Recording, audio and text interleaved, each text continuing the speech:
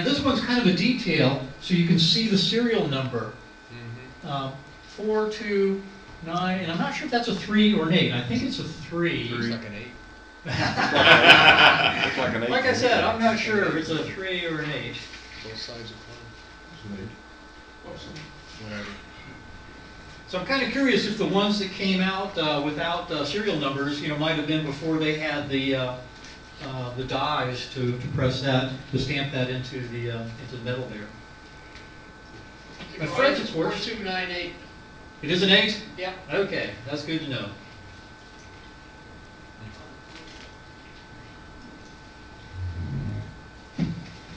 But this is the same picture you saw before, the same illustration you saw before from the 1906 patent application. And if you watch carefully, you will see that Fred's matches this thing almost exactly.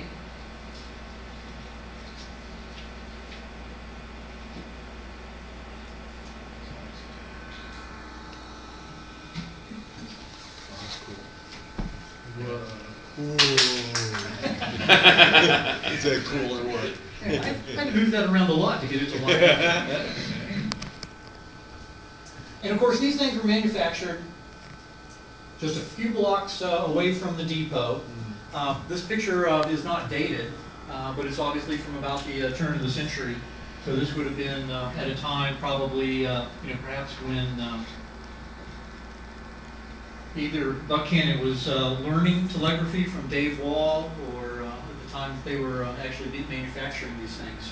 This is a long way from Atlanta, right? Actually, yes, because Norcross was a resort getaway. Yeah. They had a special train. Can't remember the name of it. Came from Atlanta. Yeah, they would ride people out here for weekends, and like where the veterinarian's office is, there was a hotel with verandas, and so the well-to-do from Atlanta would come out to the country for the weekend. And changed over time. Now they likely Still do. See us here? Yes, indeed. Yeah. Venture out into the country.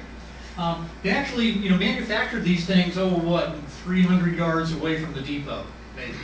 And they may have tested them here on the long-distance lines at night. Now, testing it, you think would be fairly straightforward. But remember, this is landline telegraphy. It's not radio telegraphy. And at the speeds that a Vibroplex can send, you're pretty much talking an AC type signal.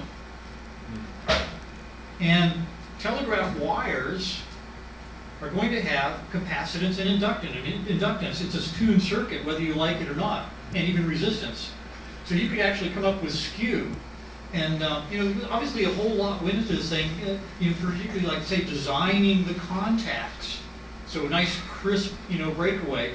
Because if you think about a square wave, when you throw in some inductance and capacitance with distance down the line, that's going to round out.